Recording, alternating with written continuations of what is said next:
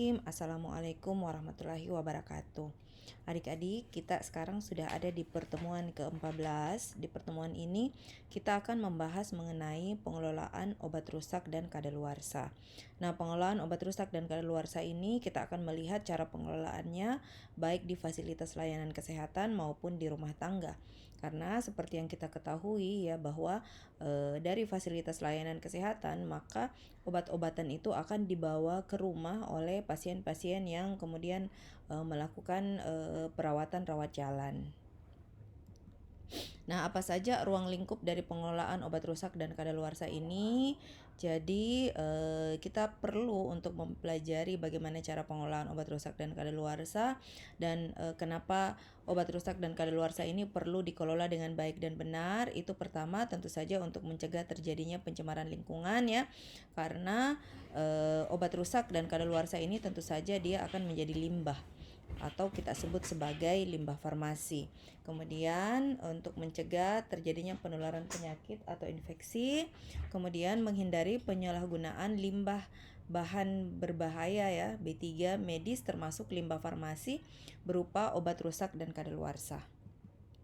Nah, sebelum kita masuk ke bagaimana cara pengelolaan obat rusak dan kadaluarsa, tentu saja kita perlu untuk mempelajari definisi-definisi yang terkait dengan obat rusak dan kadaluarsa. Pertama, limbah ya. Limbah itu kita tahu bahwa limbah itu adalah sisa dari suatu usaha dan ataupun kegiatan. Kemudian bahan berbahaya dan beracun, ini biasanya disingkat dengan B3.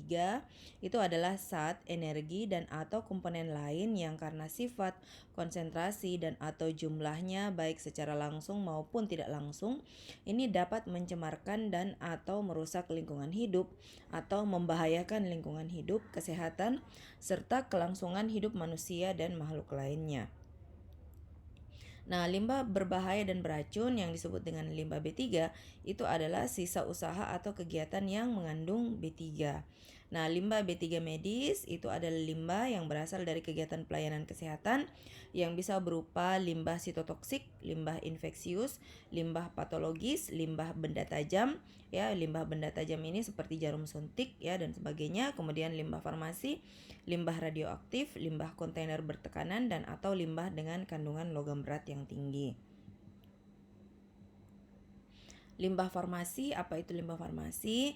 Itu adalah limbah yang ditimbulkan dari seluruh kegiatan pelayanan kefarmasian dan penggunaannya di fasilitas pelayanan kesehatan maupun rumah tangga, termasuk di dalamnya itu ada bahan obat, obat rusak dan kadaluarsa, obat yang terkontaminasi dan juga buangan. Kemudian limbah radioaktif itu adalah zat radioaktif dan bahan serta peralatan yang telah terkena zat radioaktif atau menjadi radioaktif karena pengoperasian instalasi nuklir yang tidak dapat digunakan lagi. Kemudian limbah kontainer bertekanan adalah limbah wadah gas yang sudah terpakai.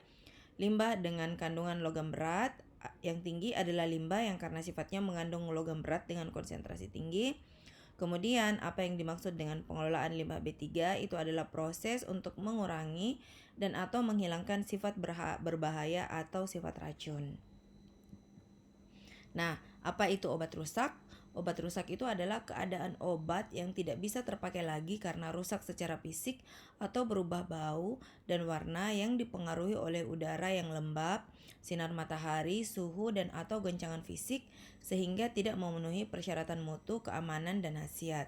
Kemudian, apa itu obat kadaluarsa? Itu adalah obat yang sudah melewati tanggal kadaluarsa yang tercantum pada kemasan yang menandakan bahwa obat tersebut sudah tidak layak lagi untuk dikonsumsi atau digunakan.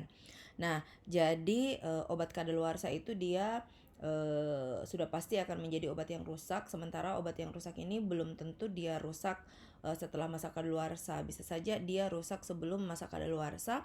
Itu disebabkan karena kemungkinan penyimpanan yang tidak baik ya. Oke, nah sekarang apa itu pengelolaan limbah farmasi? Jadi pengelolaan limbah farmasi itu tentu saja dia merupakan rangkaian kegiatan pengelolaan limbah yang dihasilkan di fasilitas kesehatan, pelayanan kesehatan ataupun di rumah tangga. Jadi ini akan kita bahas bagaimana caranya limbah farmasi itu dikelola di fasilitas layanan kesehatan seperti rumah sakit, klinik, puskesmas, apotik, praktek dokter, praktek dokter mandiri atau praktek bidan mandiri ya, karena kesemuanya itu mereka menghasilkan limbah-limbah farmasi. Nah, jadi mengelola limbah farmasi itu adalah kewajiban dari semua fasilitas pelayanan kesehatan, dan juga kewajiban dari kita-kita yang berada di rumah tangga apabila kita memiliki limbah farmasi ya. Karena kalau misalkan tidak dikelola dengan baik, maka tentu saja ini akan menyebabkan pencemaran lingkungan, dan yang lebih berbahaya lagi kalau misalkan obat dibuang sembarangan, atau misalkan limbah-limbah bekas jarum suntik dan sebagainya tidak dibuang dengan baik, maka ini tentu saja bisa menyebabkan penyebaran penyakit infeksi ya. Nah, oleh karena itu tentu saja pengelolaan limbah farmasi ini baik di fasilitas layanan kesehatan maupun di rumah tangga itu semuanya harus dikelola dengan baik dan benar. Nah, untuk pengelolaan limbah farmasi kita berbicara terlebih dahulu mengenai pengelolaan limbah farmasi di fasilitas layanan kesehatan ya. Jadi pengelolaan limbah farmasi di fasilitas layanan kesehatan ini dia terbagi menjadi dua, bisa dilaksanakan secara internal dan juga bisa dilaksanakan secara eksternal. Nah, tahap-tahapnya kalau secara internal itu pertama pengurangan dan pemilahan, kemudian pewadahan ya, pengangkutan internal, penyimpanan sederhana, kemudian pengolahan internal. Kemudian secara eksternal itu adanya pengangkutan eksternal, pengumpulan, pengolahan, penimbunan, pendokumentasian, dan pelaporan balik ke Fasiankes atau fasilitas layanan kesehatan. Jadi maksudnya di sini secara internal itu dilakukan oleh misalkan pihak rumah sakit atau pihak klinik atau puskesmas ya. Jadi pengelolaan limbah farmasi itu tentu saja untuk pengurangan atau pemilahan, misalkan bungkus spoit itu dibuang di mana, dikumpulkan terlebih dahulu, spoit dan jarum suntik itu dikumpulkan terlebih dahulu secara internal yaitu pihak rumah sakit ya. Kalau misalkan rumah sakit tersebut memiliki sarana untuk pemusnahan dari limbah farmasi tersebut, maka mereka bisa melakukannya secara internal di rumah sakit itu sendiri ya, karena beberapa rumah sakit memang memiliki fasilitas untuk pengolahan limbah. Tetapi kalau fasilitas layanan tersebut tidak memiliki fasilitas untuk mengolah limbahnya tersendiri, maka mereka cukup sampai ke pengolahan secara internal atau penyimpanan sementara yang kemudian akan dilakukan pengangkutan untuk dikelola secara eksternal. Makanya di pengelolaan secara eksternal itu jadi diberikan kepada pihak ketiga. Pihak ketiga ini tahap awalnya mereka sudah tidak melakukan pengumpulan, pemilahan dan sebagainya karena itu sudah dilakukan secara internal. Begitu secara eksternal itu maka langsung dilakukan pengangkutan, kemudian dikumpulkan, kemudian dilakukan pengolahan, kemudian dilakukan penimbunan ya. Pengolahan ini misalkan untuk bahan-bahan infeksius itu dimatikan dulu bahan-bahan infeksiusnya, kemudian dilakukan penimbunan, kemudian tentu saja karena ini dilakukan secara eksternal maka pihak eksternal ini perlu untuk melakukan pendokumentasian dan juga melakukan pelaporan balik kepada fasilitas layanan kesehatan mengenai limbah yang sudah dikelola tersebut. Nah, kita bahas satu persatu ya, kita bahas satu persatu mengenai pengelolaan limbah ya. Pertama kita bahas dulu pengelolaan secara internal, yaitu pada tahap pengurangan dan pemilahan ya. Jadi yang pertama limbah B3 medis itu termasuk limbah farmasi, pertama dia harus dipisahkan dulu berdasarkan karakteristik limbahnya ya. Nah, jadi kalau limbah B3 dari kegiatan medis itu bisa dibedakan menjadi limbah infeksius, limbah patologis, limbah benda tajam, limbah sitotoksik, limbah farmasi, limbah kemasan bertekanan, dan limbah yang mengandung logam berat.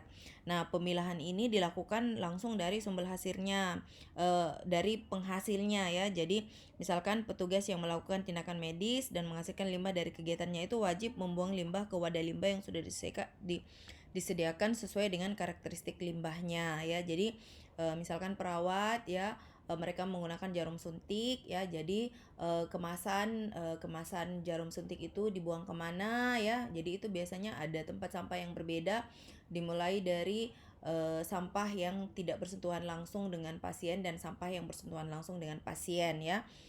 Jadi ada tempat sampah masing-masing dan masing-masing ada labelnya, nanti akan diperlihatkan label untuk masing-masing sampah. Jadi itu dari petugas yang menggunakan limbah tersebut, mereka itu sudah pada saat membuang itu sudah dipilah ya. Kemudian pemilahan ini merupakan kunci dari pengelolaan limbah yang baik karena setiap limbah itu memiliki karakteristik yang berbeda, dan untuk mencegah terlepasnya bahan berbahaya ke lingkungan, untuk mencegah kecelakaan kerja dan mencegah kerusakan alat pengolahan limbah, maka pengolahan akhir yang dilakukan juga harus sesuai dengan karakteristik limbah. Nah, makanya misalkan dari suatu jarum suntik atau spoit itu ada bermacam-macam limbah ya. Jadi yang pertama, untuk label kemasannya itu tentu saja dia tidak dibuang bersama dengan yang jarum dan spoitnya ya. Kenapa? Karena kalau misalkan yang label ini kan dia tidak bersentuhan ya, dia tidak bersentuhan langsung dengan pasien. Sementara yang jarum suntik ini dia bersentuhan langsung dengan pasien. Makanya teknik pengelolaannya itu berbeda. Nah, jarum suntik ini kalau misalkan tidak dikelola terlebih dahulu ya, misalkan langsung dibuang di mana saja, maka ini akan sangat berbahaya ya, sangat berbahaya bagi orang yang misalkan tidak sengaja terkena jarum suntik tersebut misalnya ya. Kemudian untuk limbah obat rusak ada kadaluarsa yang akan dimusnahkan itu bekerja sama dengan pihak ketiga dalam kemasan utuh atau cukup baik, dapat dilakukan predestroy dengan cara mengeluarkan obat dari kemasan primer atau merusak kemasan primer atau sekunder jika pengeluaran obat menimbulkan dampak bagi kesehatan. Kemudian pelaksanaan pre-destroy ya bertujuan untuk meminimalisir adanya penyalahgunaan obat baik selama pengangkutan atau pada saat pemusnahan untuk disalurkan kembali atau digunakan produk obat ilegal atau palsu. Nah, bagaimana dengan pewadahannya ya? Jadi kalau di fasilitas layanan kesehatan itu mewadahi limbah-limbah ini itu ada lambang-lambangnya ya, karena dia harus dipilah-pilah ya.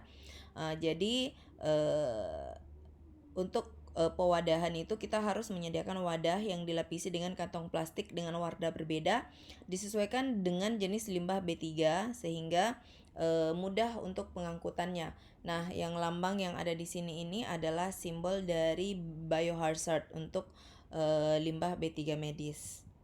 Nah, wadah untuk limbah terutama benda tajam itu harus menggunakan wadah yang tahan terhadap pusukan atau goresan, seperti terbuat dari logam atau plastik padat yang dilengkapi dengan penutup atau safety box khusus untuk syringe bekas ya. Kemudian wadah itu harus kokoh dan kedap untuk menampung benda tajam dan sisa-sisa cairan dari penyuntik atau sirin. Kemudian untuk menghindari penyalahgunaan, maka wadah ini harus tidak mudah dibuka atau dirusak. Kalau sulit disediakan safety box, maka bisa menggunakan jerrycan bekas hemodialisa yang sudah didisinfeksi untuk menjadi wadah sirin. Nah, ini contohnya jerrycan ya. Jadi yang berupa jarum-jarum spuit itu kalau tidak ada safety box maka bisa digunakan yang seperti ini, tapi harus disinfeksi terlebih dahulu ya. Kemudian pengelolaan limbah medis termasuk limbah farmasi yang berbentuk padat dapat dimasukkan ke dalam kantong plastik limbah B3 medis.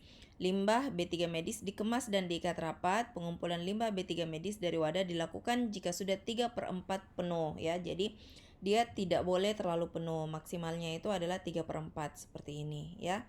Volume dari limbah-limbah B3 medis tersebut.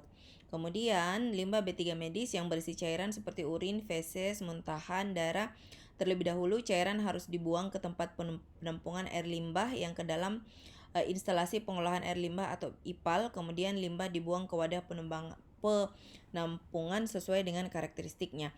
Jadi setiap fasilitas layanan kesehatan itu sebaiknya memiliki IPAL ya.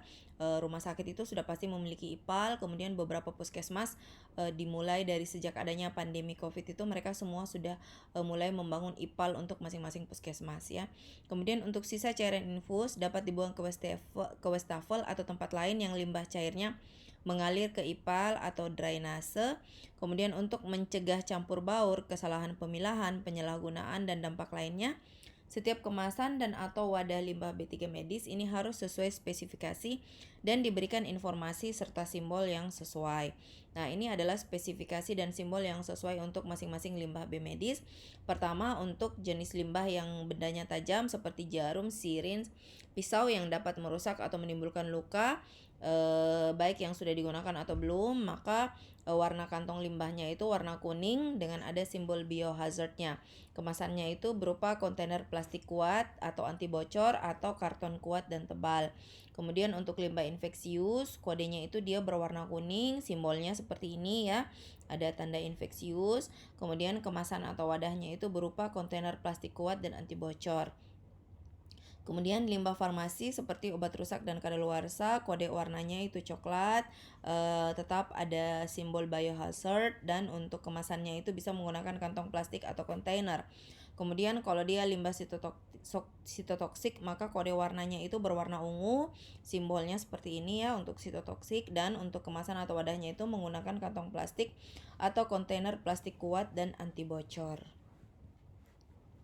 Kemudian selanjutnya untuk pengangkutan internal ya, pada fase pengangkutan internal, limbah B3 medis termasuk limbah farmasi itu pengangkutan dilakukan di fasilitas layanan kesehatan dengan menggunakan alat angkut tertutup beroda dari sumber penghasil ke TPS yang dapat dilakukan 1 kali 24 jam atau ketika wadah sudah 3/4 penuh. Kemudian limbah B3 infeksius, sangat infeksius dan patologis dapat dilakukan pengangkutan ke TPS sesering mungkin dan tidak perlu hingga 3/4 penuh. Ini untuk mencegah terjadinya kontaminasi silang dan juga untuk mencegah busuk ya. Jadi kalau untuk limbah infeksius, sangat infeksius dan patologis ini kita tidak perlu menunggu sampai 3/4 penuh. Kemudian pengangkutan ke TPS dengan menggunakan alat transportasi yang sesuai, aman, dan dengan prosedur pengangkutan dan jadwal yang diatur sedemikian sehingga keseluruhannya ini bisa terangkut ke TPS tanpa menimbulkan cemaran. Kemudian limbah B3 medis termasuk limbah farmasi dicatat dan disimpan pada tempat penyimpanan sementara atau di tempat yang terpisah atau khusus ya. Jadi fasilitas layanan kesehatan khususnya rumah sakit itu sebelum melakukan pengangkutan secara eksternal ini mereka sebaiknya memiliki TPS, tempat pembuangan sementara ya. Nah, ini adalah contoh dari TPS ya. Contoh ruang pendingin untuk penyimpanan limbah B3 berupa limbah infeksius, benda tajam, dan juga patologis ya. Untuk limbah B3 medis infeksius yang tidak dapat didaur ulang, limbah benda tajam dan patologis ini disimpan pada TPS ya, tempat penyimpanan sementara, paling lama itu 2 kali 24 jam pada suhu ruang, dan apabila kerjasama dengan pihak ketiga dengan kedatangan penjemputan lebih dari 2 kali 24 jam, maka limbah B3 infeksius dan patologis itu sebaiknya disimpan pada suhu di bawah 0 derajat. Nah, hal ini dapat dilakukan dengan menyediakan freezer atau cold storage di TPS. Kemudian untuk limbah kontainer bertekanan, logam berat, sitotoksik, limbah farmasi termasuk obat rusak dan kadaluarsa dapat disimpan di TPS dengan durasi sesuai dengan ketentuan perundang-undangan yang berlaku. TPS limbah B3 medis fase yang ke sini harus didisinfeksi secara menyeluruh. Seluruh limbah B3 medis harus dicatatkan dalam manifest contoh pada lampiran 1, baik volume dan atau berat serta jumlah wadah kemasannya untuk menghitung total timbunan. Sebentar kita akan memberikan contoh manifestnya ya. Kemudian setelah itu kita berada pada tahap penghapusan dan pemusnahan. Ya, jadi pengelolaan limbah B3 medis khususnya di puskesmas itu harus dilakukan dengan cara penghapusan dan pemusnahan ya. Karena biasanya puskesmas ini mereka tidak bisa melakukan pemusnahan sendiri, biasanya di pihak ketiga kan ya. Jadi penghapusan merupakan rangkaian kegiatan dalam rangka pembebasan barang milik negara atau BNN atau barang persediaan dari tanggung jawab pengelola penanggung jawab berdasarkan peraturan perundang-undangan. Nah, bagaimana cara penghapusan limbah farmasi di puskesmas? Yang pertama, mengidentifikasi limbah farmasi yang sudah terpakai atau sudah tidak memenuhi syarat termasuk obat rusak dan kadaluarsa, membuat daftar limbah farmasi untuk dihapus dan mengumpulkan di tempat yang sesuai, membuat laporan serta mengirimkan daftar limbah B3 medis termasuk limbah farmasi kepada Dinas Kesehatan Kabupaten atau Kota dengan maksud agar limbah tersebut dapat dihapuskan dari pengurusan dan pertanggungjawaban. Kemudian Dinas Kabupaten atau Kota membentuk panitia pemeriksaan dan penghapusan limbah berdasarkan surat keputusan panitia pemeriksaan yang diterbitkan oleh Bupati atau Wali Kota. Kemudian melakukan penghapusan sesuai SK dan penghapusan BMN atau barang persediaan. Kemudian panitia pemeriksa melakukan pemeriksaan atas limbah yang akan dihapus sesuai dengan rekapitulasinya, serta membuat berita acara pemeriksaan limbah yang memuat jenis, keadaan, dan jumlah yang akan dihapus. Nah, kemudian bagaimana cara untuk melakukan pengolahan internal? Jadi, fasilitas layanan kesehatan itu beberapa fasilitas layanan kesehatan mereka bisa melakukan pengolahan secara insinerasi, ya, secara insinerasi dan non insinerasi. Jadi biasanya fasilitas kesehatan yang menyediakan insinerator itu biasanya ada beberapa rumah sakit yang memiliki insinerator, jadi mereka bisa mengolah limbahnya sendiri. Tetapi kalau mereka tidak memiliki insinerator, maka bisa di pihak ketigakan, ya. Nah, pengolahan internal bisa dilaksanakan dengan metode insinerasi terhadap limbah farmasi dengan cara mengubah bentuk dari bentuk semula ke dalam bentuk lain sehingga tidak dapat digunakan atau disalahgunakan. Pengolahan non-insinerasi dapat dilakukan dengan menggunakan disinfeksi kimia atau termal, dengan menggunakan autoclave atau microwave, yang selanjutnya dilakukan pengangkutan oleh pengelola sesuai dengan ketentuan peraturan perundang-undangan. Kemudian sekarang kita membahas mengenai pengelolaan limbah secara eksternal, ya. Jadi kalau sudah dikumpulkan di TPS, maka bisa dilakukan pengangkutan secara eksternal untuk dikelola oleh pihak ketiga, ya. Jadi pengangkutan eksternal itu dilakukan dari tempat penyimpanan sementara di Fasiankes ke tempat pengumpulan atau depo, atau dari tempat penyimpanan sementara ke tempat pengolahan akhir. Pengangkutan ini bisa menggunakan kendaraan bermotor roda 2, roda 3, atau roda 4 sesuai dengan ketentuan perundang-undangan. Pengangkutan secara langsung dari tempat pengumpulan atau depo ke tempat pengolahan akhir dilakukan oleh unit atau badan usaha atau pihak ketiga yang berizin dengan menggunakan kendaraan bermotor roda 4 atau lebih. Pengangkutan limbah farmasi dari Fasiankes ke tempat pengumpulan depo ini harus dilengkapi dengan surat jalan dan berita acara sesuai dengan ketentuan yang diatur oleh instansi lingkungan hidup. Kemudian pengangkutan limbah farmasi dari Fasiankes secara langsung ke pengelola limbah atau dari tempat pengumpulan ke pengelola limbah farmasi itu harus dilengkapi dengan manifest lampiran 1 sesuai ketentuan perundang-undangan. Kemudian pelaksanaan pengangkutan termasuk persyaratan teknis kendaraan bermotor roda 2, roda 3, dan roda 4 dilakukan sesuai dengan ketentuan perundang-undangan. Nah, fasilitas layanan kesehatan atau dinas kesehatan yang tidak memiliki fasilitas pengolahan akhir limbah B3 termasuk limbah farmasi itu wajib bekerja sama dengan pihak ketiga, yaitu transporter dan pengolah limbah B3. Penyerahan limbah B3 medis termasuk limbah farmasi kepada pihak ketiga itu harus dilakukan berdasarkan perjanjian kerjasama. Perjanjian kerjasama dengan pihak ketiga itu harus melingkupi seluruh rangkaian mulai dari pengambilan sampai pemusnahan akhir serta pemberian feedback atau berita acara pemusnahan akhir atau sertifikat pengolahan limbah oleh pihak ketiga ke fasilitas layanan kesehatan. Nah, kemudian dilakukan pengumpulan, ya, untuk pengolahan secara eksternal.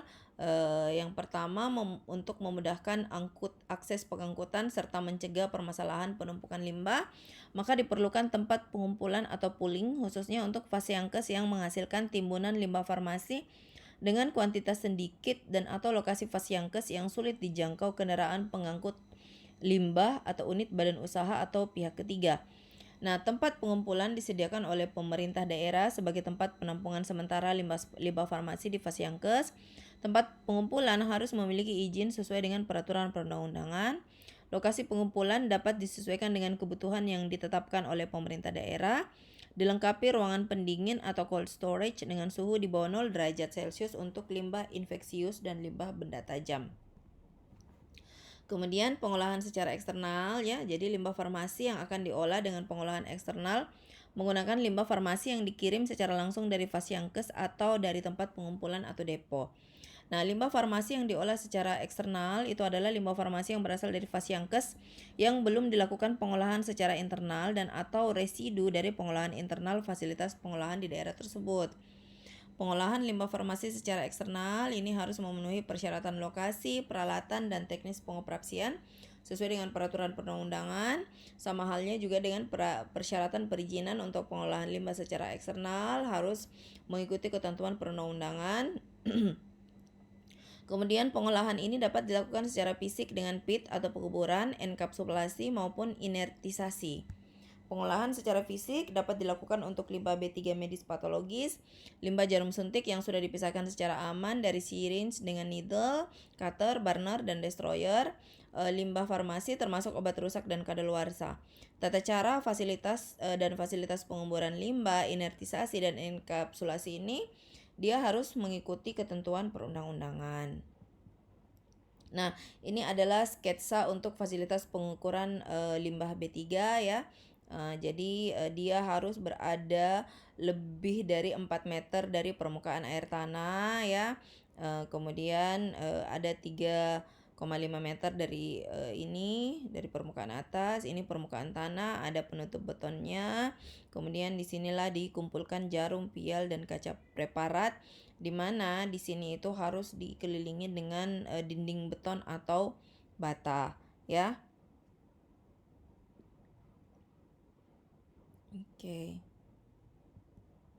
Selanjutnya, pengelolaan limbah farmasi secara eksternal itu bisa juga dilakukan penimbunan ya.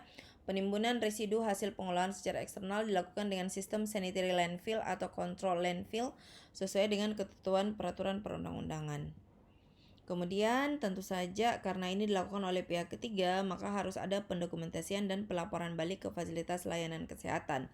Ya, jadi kedokumentasi pengelolaan limbah B3 medis termasuk limbah farmasi, obat rusak, dan kadaluarsa ini harus dilakukan dengan hati-hati sesuai dengan peraturan yang mengacu pada Permen LHK nomor P56 tahun 2015. Setiap pengeluaran limbah B3 dari penghasil timbunan, misalkan Fasiankes, harus disertai dengan manifest limbah, di mana standar manifest ini terdiri atas 6 lembar dengan warna berbeda. Warna lembaran manifest itu yang menentukan alur dokumen tersebut. Ya, jadi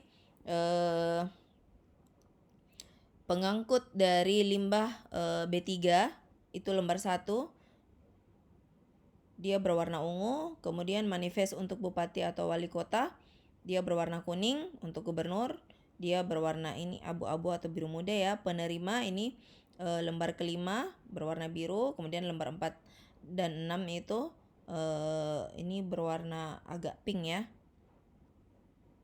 Nah, jadi bagian 1 dan 2 lembar 1 sampai dengan 6 diisi dan ditandatangani oleh pengirim dan pengangkut pada saat limbah B3 diangkut.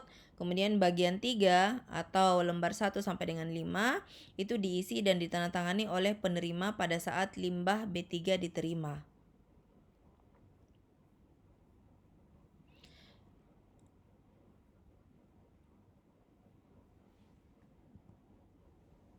Kemudian bagaimana tata cara untuk manajemen limbah farmasi ya. Jadi manajemen limbah farmasi ini dia pada dasarnya sama ya, tetapi tentu saja ada perbedaan tergantung dari fasilitas yang dimiliki oleh masing-masing Fasiankes.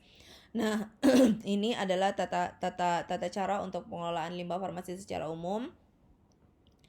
Pertama, limbah farmasi termasuk obat rusak dan kadaluarsa.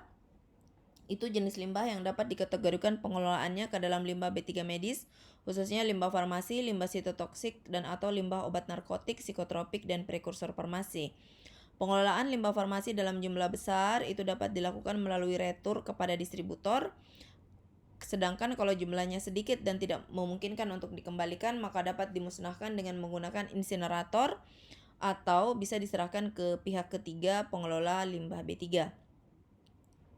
Pengelolaan limbah farmasi, khususnya obat rusak dan kadaluarsa yang mengandung narkotik, psikotropik, dan prekursor farmasi harus dilakukan mengikuti Permenkes nomor 3 tahun 2015 tentang peredaran, penyimpanan, pemusnahan, dan pelaporan narkotika, psikotropika, dan prekursor farmasi. Kemudian pengelolaan limbah farmasi berupa obat rusak dan kadaluarsa sebagai bagian dari pengelolaan B3 medis dapat dilakukan secara mandiri atau bekerja sama dengan pihak ketiga yang berizin pengelola limbah B3. Kemudian pengelolaan limbah farmasi termasuk obat rusak dan kadaluarsa pada Fasiankes pemerintah ini harus mengikuti ketentuan pencatatan, pelaporan, dan penghapusan barang milik negara atau barang persediaan sesuai peraturan yang berlaku. Jenis, jumlah, sumber, dan nilai obat kadaluarsa dicatat dan dilaporkan sebagai bagian dari standar pelayanan kefarmasian di Fasiankes serta sebagai bagian dari tata pemerintahan yang baik. Nah, sekarang kita melihat bagaimana manajemen limbah farmasi di rumah sakit ya. Jadi, untuk pengelolaan limbah farmasi apakah itu berupa obat rusak dan kadaluarsa di rumah sakit itu dikelola berdasarkan jenis sediaan dan karakteristiknya. Nah, jadi harus dikategorikan dulu dari sisi kategori. Di rumah sakit itu ada limbah farmasi, ada limbah benda tajam, ada limbah infeksius dan ada limbah patologi. Nah, kemudian untuk dari masing-masing sediaan obat itu dia tata pengelolaannya itu berbeda ya. Jadi ini ada sampai 9 kategori. Ini kita lihat. Yang pertama, untuk sediaan obat padat seperti tablet, kaplet, kapsul dan suppositoria, maka pertama dia dikeluarkan dulu dari kemasan aslinya atau kemasan primer, kemudian dihancurkan dan dicampur dengan bahan limbah lainnya sehingga tidak dapat digunakan kembali, dan pastikan partikel debu tidak dilepaskan ke udara. Jadi bisa dicampurkan misalkan dengan tanah ya. Jadi tidak bisa digunakan kembali. Kemudian untuk sediaan obat padat antibiotik, pencampuran ini harus ditambahkan cairan basah misalkan NaOH kira-kira sampai pH 11 atau 12, atau asam misalkan HCl atau asam klorida sampai pH-nya 6 atau 9, atau dihancurkan dengan menggunakan metode enkapsulasi atau insinerator. Kemudian simpan campuran dalam wadah untuk kemudian diikutkan untuk dihancurkan bersama limbah B3 medis lainnya secara mandiri atau kerjasama dengan pihak ketiga. Seluruh kemasan primer dihancurkan dengan cara disobek atau dicacah untuk kemudian dibuang ke tempat sampah non-medis.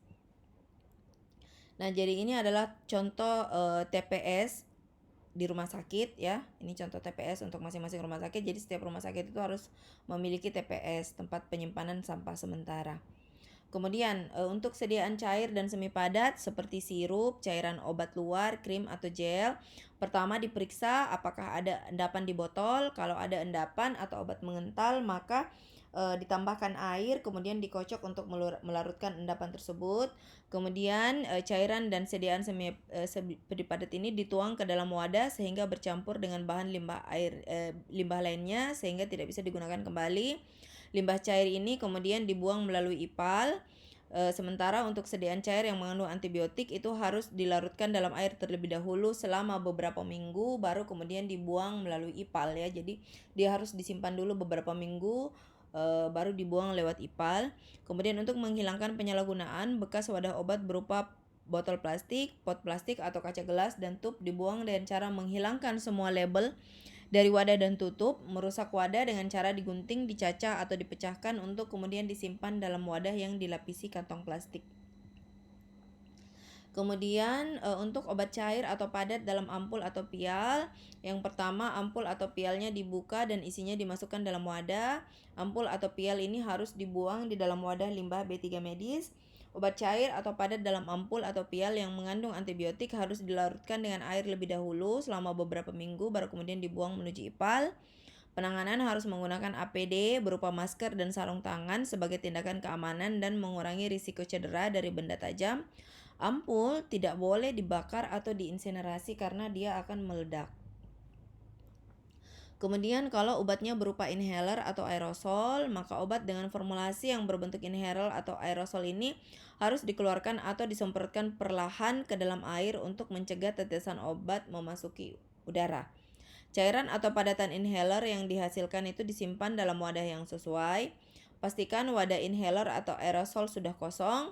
Kemasan inhaler atau aerosol ini jangan dilubangi, digepengkan atau dibakar karena dia mudah meledak.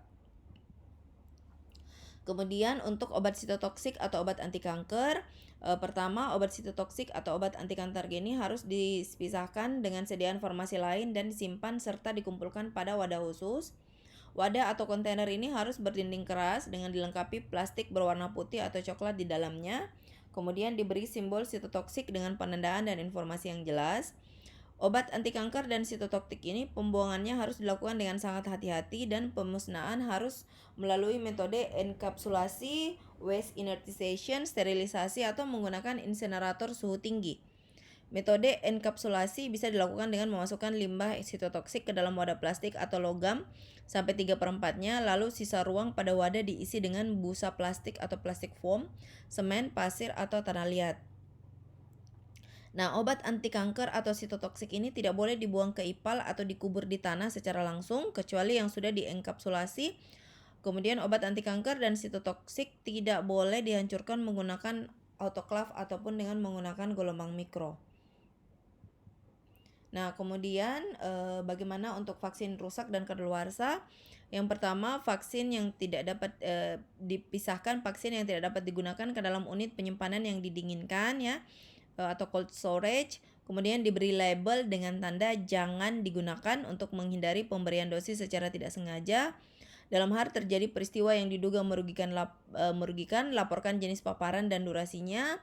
Simpan vaksin di unit penyimpanan dingin sampai instruksi lebih lanjut dari Dinas Kesehatan Kabupaten atau Kota. Kemudian laporkan vaksin yang sudah kadaluarsa ke Dinas Kesehatan Kabupaten atau Kota. Kemudian untuk obat yang rusak dan kadaluarsa dalam benda tajam, contohnya prefil insulin ya. Jadi dia sediaannya itu berupa jarum suntik yang sudah diisi dengan insulin, jadi tinggal dibuka dan disuntikan ya. Jadi limbah benda tajam ini dikumpulkan baik yang terkontaminasi atau tidak. Isi obat dikeluarkan mengikuti kaidah pengelolaan obat bentuk padat, setengah padat maupun cair, kemudian ditempatkan pada kontainer yang tidak tembus untuk limbah benda tajam, misalnya jarum, sedangkan untuk limbah lain ditempatkan dalam kantong plastik berwarna coklat atau putih. Kemudian beri label peringatan pada bagian luar kantong. Nah, kemudian untuk gas medis dalam wadah yang bertekanan ya, gas medis dalam tabung yang telah kadaluarsa dikumpulkan dan diberi label jangan digunakan, lalu disimpan pada tempat khusus. Nah, beberapa gas medis ini tidak memiliki tanggal kadaluarsa, tapi tabung penyimpanannya itu memiliki masa pakai. Dan seluruh tabung ini harus dikembalikan ke produsen.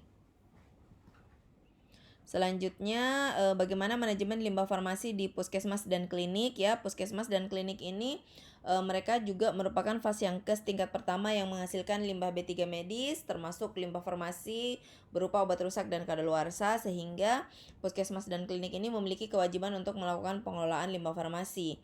Ya, jadi pengelolaannya ini dapat dilakukan secara mandiri atau bekerja sama dengan pihak ketiga berizin. Kemudian cara pengelolaannya itu mirip dengan yang di rumah sakit. Pertama dikategorikan terlebih dahulu ya. Jadi kategori yang ada di puskesmas dan klinik itu berupa limbah farmasi, limbah benda tajam, dan limbah infeksius. Jadi cuma ada 3 kategori limbah ya. Kemudian cara pengelolaannya itu sama dengan yang di rumah sakit tadi ya. Ini biasanya kalau untuk puskesmas yang ini belum memiliki pengelolaan tersendiri, maka mereka biasanya kerjasama dengan pihak ketiga ya. Jadi di sini kalau misalkan untuk yang obat padat ya, penghancurannya itu bisa dilakukan dengan kerjasama dengan Dinas Kesehatan, kemudian nanti akan ini oleh pihak ketiga ya. Sementara untuk klinik yang belum mempunyai kerjasama dengan pihak ketiga, maka obat sediaan padat dalam jumlah sedikit ini kemasannya dibuka, digerus, dilarutkan dengan air, kemudian dibuang ke dalam wastafel ya.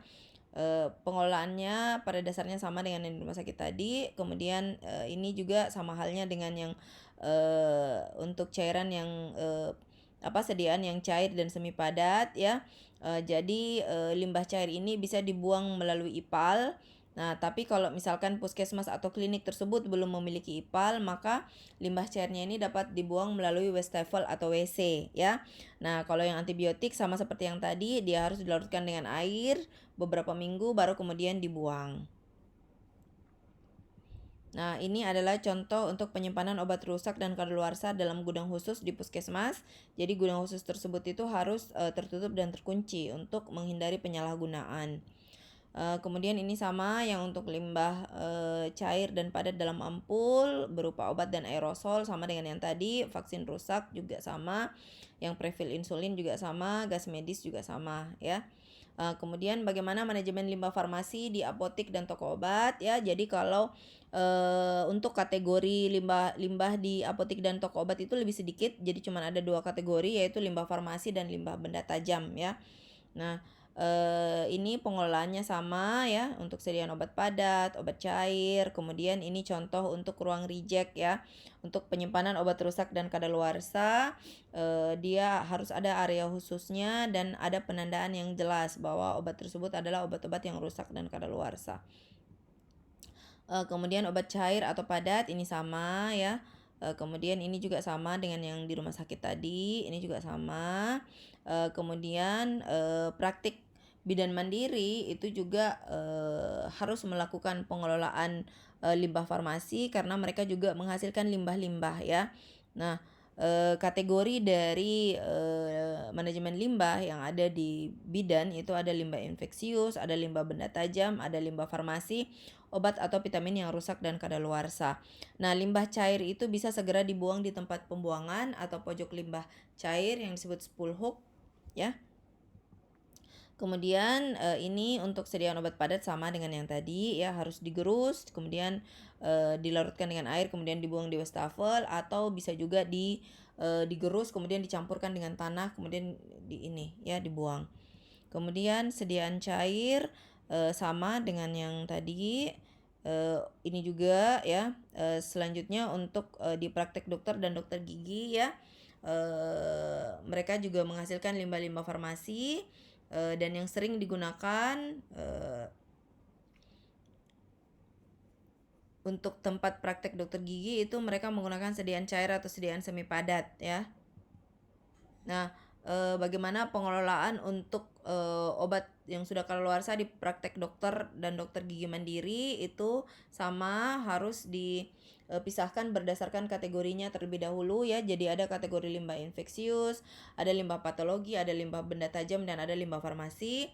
Pemilahan ini harus disesuaikan dengan penggunaan wadah yang tertutup serta simbol dan labelnya ya. Limbah benda tajam harus ditempatkan pada safety box. Kemudian pengumpulan untuk limbah medis lunak dengan bak sampah dan kantong plastiknya warna kuning.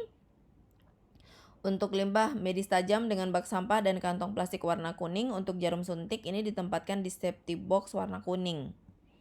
Kemudian bagaimana melakukan manajemen limbah farmasi di rumah tangga? Ya, jadi kalau yang tadi fasilitas layanan kesehatan otomatis mereka menghasilkan limbah rumah tangga, limbah farmasi. Kemudian kalau di rumah tangga ya kita biasanya melakukan pengobatan rawat jalan. Nah, karena kita melakukan pengobatan rawat jalan ya, itu biasanya ada beberapa obat-obat yang tidak habis ya, ada obat-obat yang tidak habis sehingga otomatis kita juga menghasilkan limbah farmasi ya.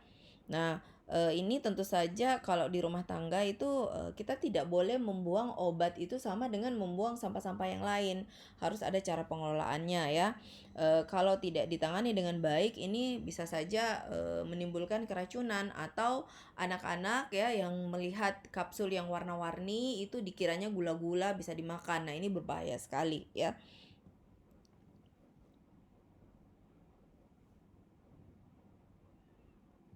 Nah, ini adalah cara untuk membuang limbah medis di rumah tangga. Yang pertama, obat itu harus dikeluarkan dari kemasan atau wadah aslinya. Kemudian obat dicampurkan dengan sesuatu yang tidak diinginkan seperti tanah, kotoran, atau bubuk kopi dalam plastik atau wadah tertutup untuk menghindari penyalahgunaan obat jika dibuang dalam kemasan aslinya.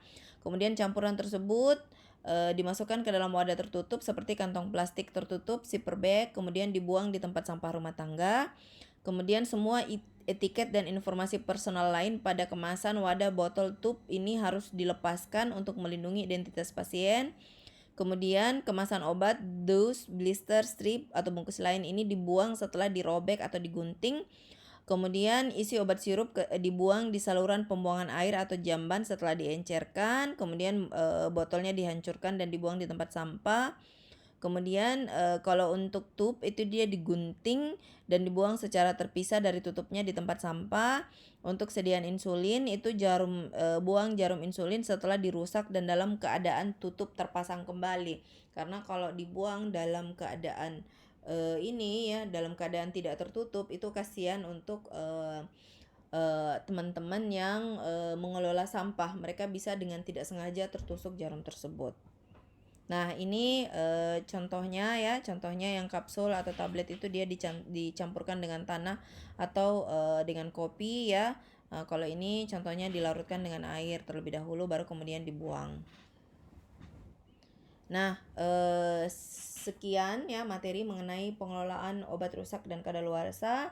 Untuk materi ini kita merujuk kepada pedoman pengelolaan obat rusak dan kadaluarsa di fasilitas pelayanan kesehatan dan rumah tangga ya.